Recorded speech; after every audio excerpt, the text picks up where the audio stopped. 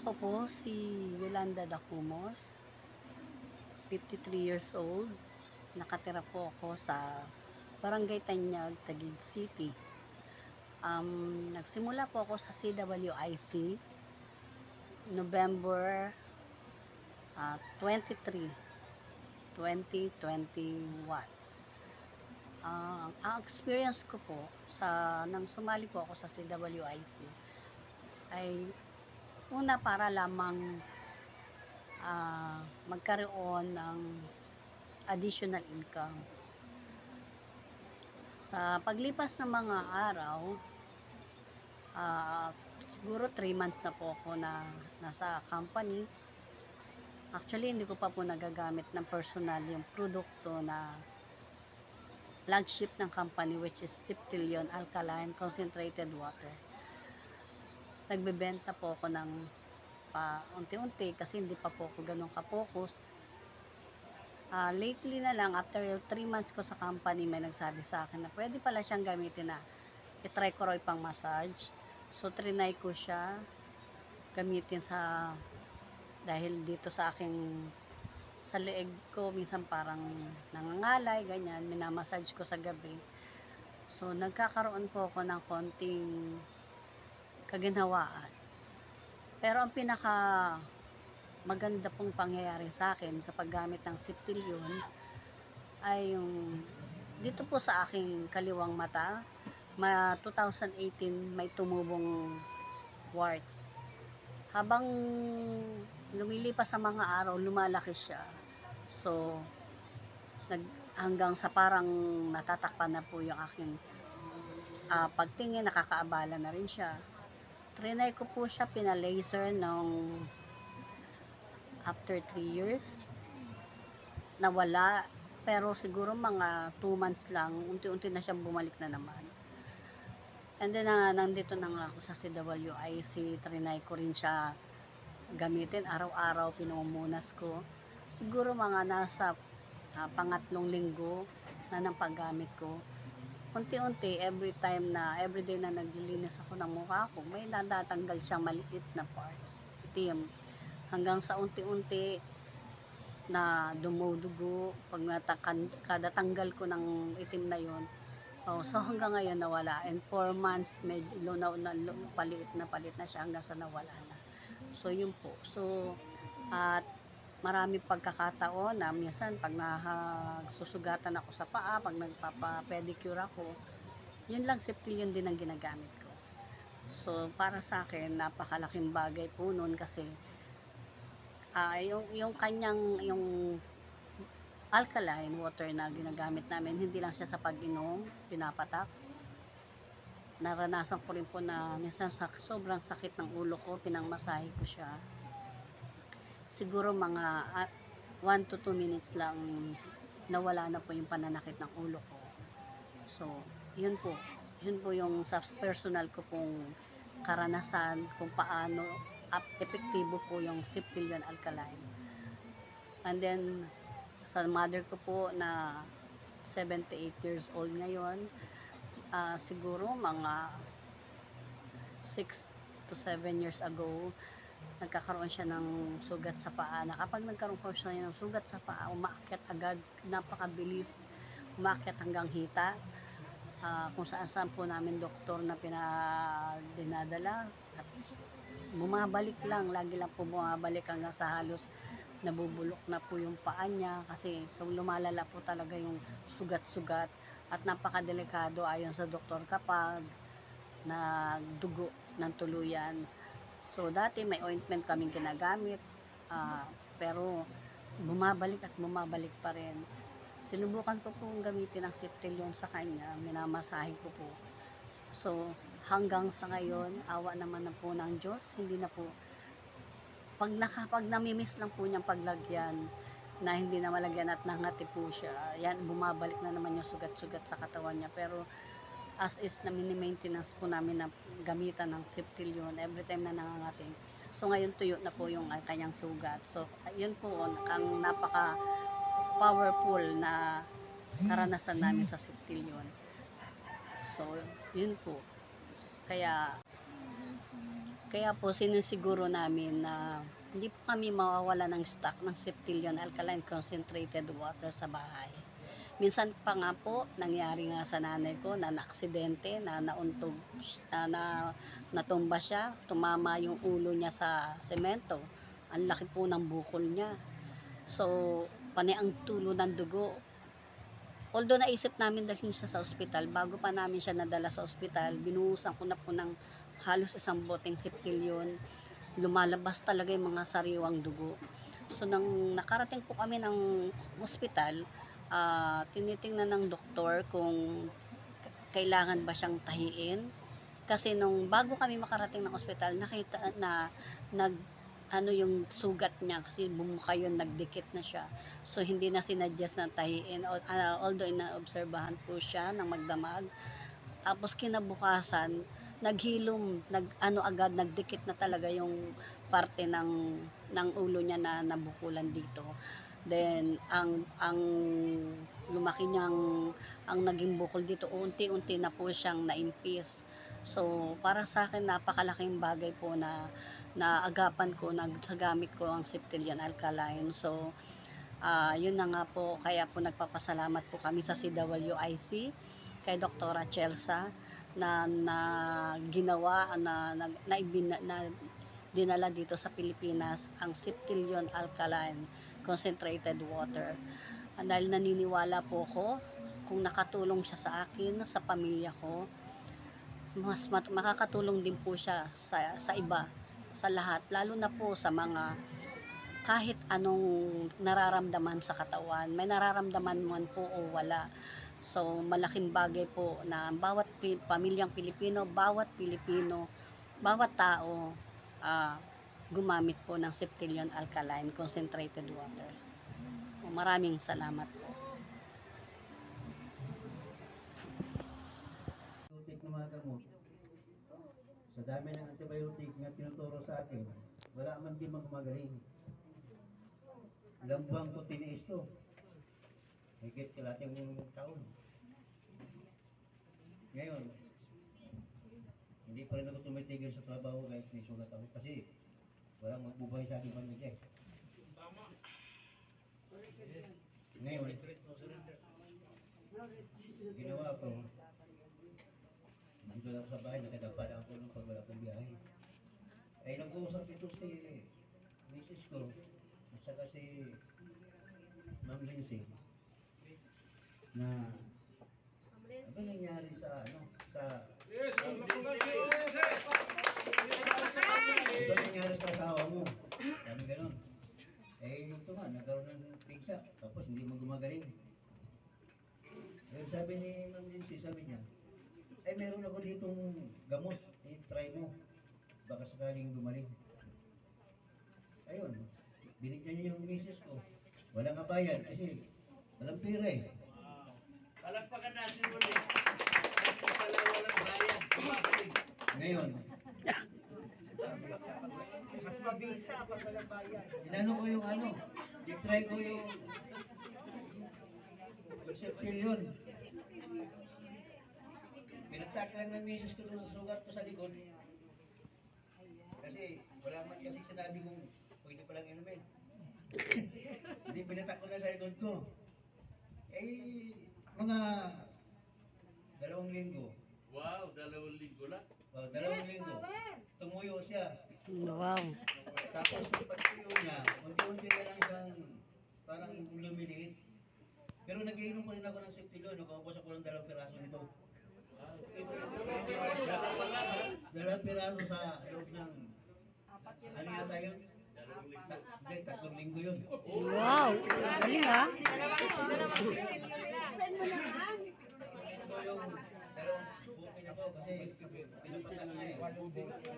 Kaya hindi ko alam na pwede pa ihalo sa tubig. Hindi ka na magpatuloy din. Ayun, pinapatak na gano'n sa likod ko. Eh, sa haba ng sugat na yan, daming Septilion nga yung na buhos. Pwede ba, if you don't mind, pwede pa ipakita natin yung likod. Para may ebidensya lang na siya yung nasa letrato niya. Hindi, ito na. Ayan. Yan po, panorin niyo po yan. Oh, video. Yan ang sinasabi ko. Tayo, factual and reality. Hindi fantasy. Pasensya ka na ikaw, actor. Bordadong likod. Kita nyo? Palakpakan natin. You know, Mother Teresa? Di ba? Kasi tingnan mo si doctor from US. Grabe ang katayuan niya sa buhay. Tapos bababa, siya pa yung gaganon sa paa. Di ba? Too humble enough to do that. Talagang makita mo yung there is no pride in her. Kaya with her presence, yeah, from 9 p.m. to 3 a.m. Siguro sabi ng mga bakterya, grabe man ito. Talagang pasing naluto. Naluto yung pula. Ganyan, parang, hindi naman tigla. Ganyan, kinabukasan, we have another session. Ganyan. Until such time, they left. Ako na nagpapatuloy po. So, na-peel off siya. Nagtataka ako kasi dapat may sugat. Nandun lang pala siya sa yung external part na dermis na. Kasi pag peel off, ang kinis-kinis lang pala. Praise the Lord. Patingin.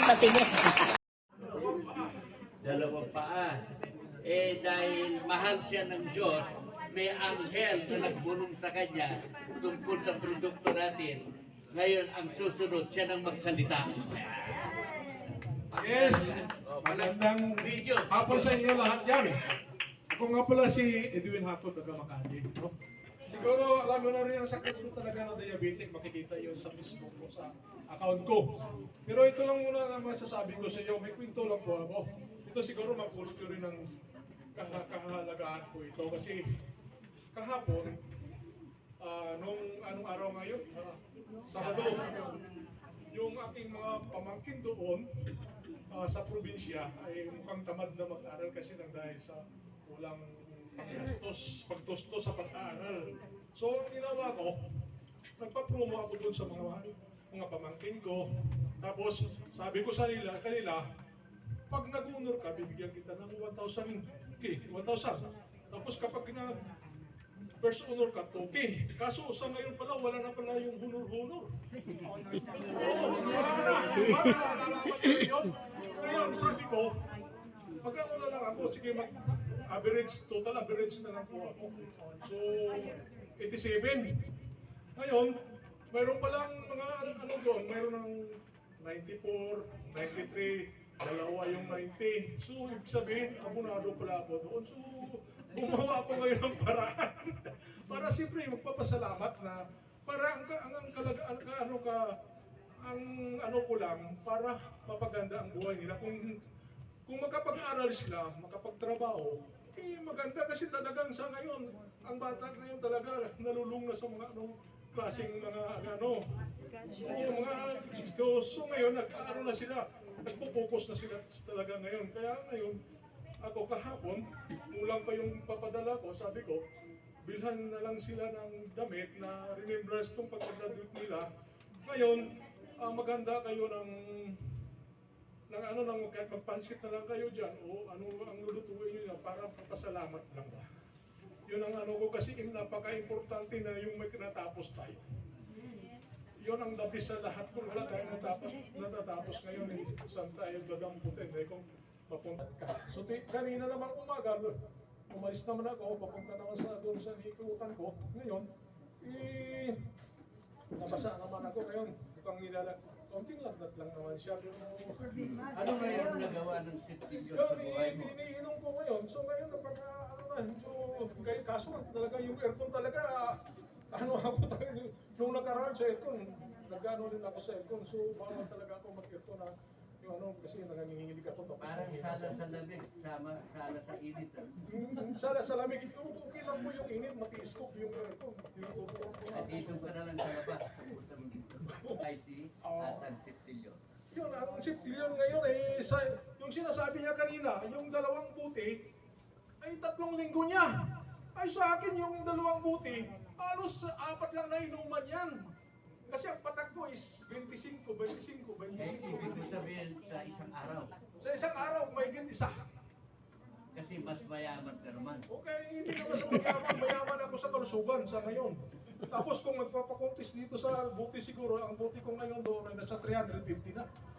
Pero merong Ilang buwan, sir? merong isang season Oo. na binigyan ka ng premyo ni Doktora dahil bumili ka yata ng 1,000 ba yun? Oo. Na sindilyo? Naipon po kasi tuwing may promo si Doktora, yung alkansiya ko doon, pag may promo, boss ko, ubos! Afternoon po, pasensya na po kayo kung sa aking pagsasalita ay ako'y mabubulol. Kasi po ako stroke patient dati. Ang bumuhay lang po sa akin, nag-normal sa akin, yung ating miracle na septic. Wow! Pagkandating! Pinapalakpakan Yan niya. po palagi ang lagi kong ano ko. Kaya nung mag-member po ako kay CWIC is November 2021. 2022. Tapos yun lang po ang binili ko. Sabi ko, wow, pampaalis ng, pampadagdag ng ng mga vitamins na nawala, ng minerals, tapos aalisin ng acidic. Eh, yun po yung cause ng stroke ko eh. Sobrang acidic yung katawan ko.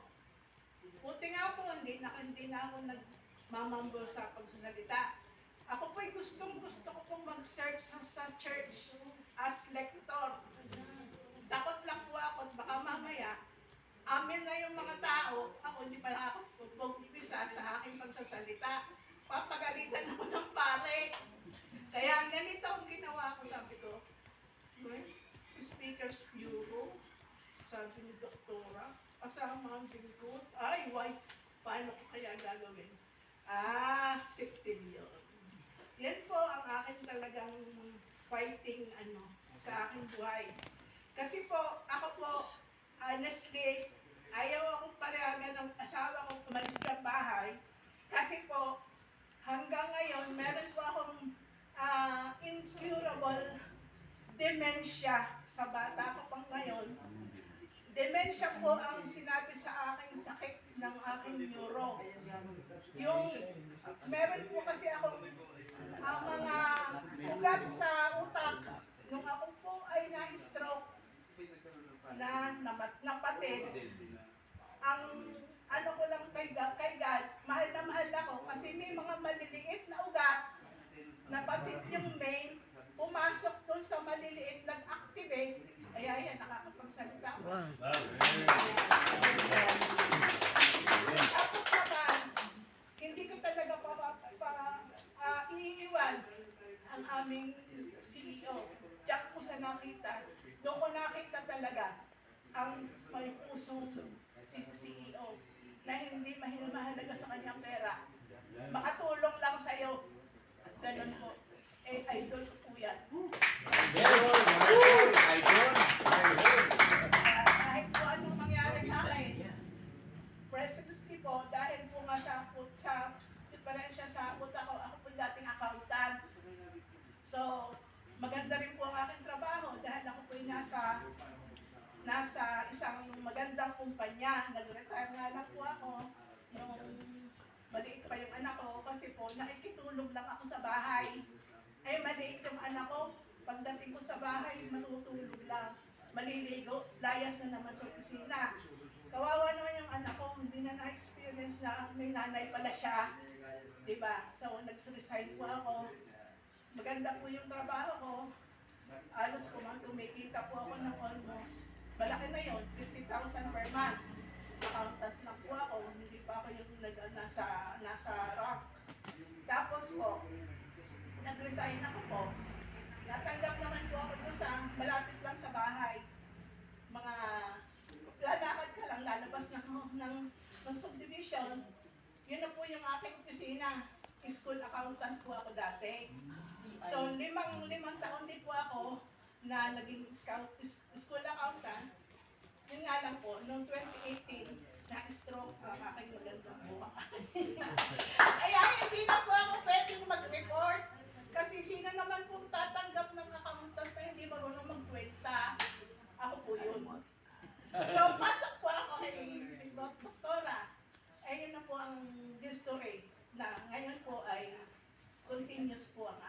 Sige, ma'am. service. At ako po ay sa buhay ko po, promise ko po na hindi ko iiwan ng aking CWIC.